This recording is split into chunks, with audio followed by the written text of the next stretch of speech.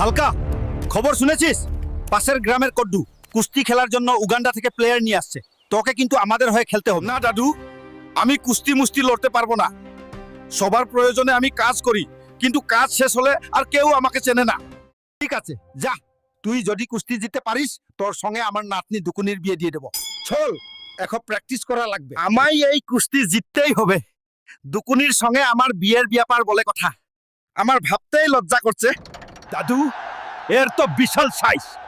একে দেখে আমার কেন জানি ভয় লাগছে। ধুর বেটা, তুই শুধু দুকুনির কথা মনে কর।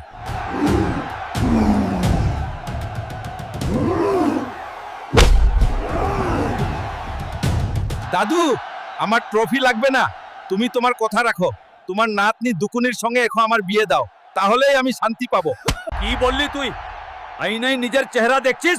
বামন হয়ে চাঁদে হাত বাড়াচ্ছিস? দেখছিস এটা কি? জায়গাতেই মুতিয়ে দেব।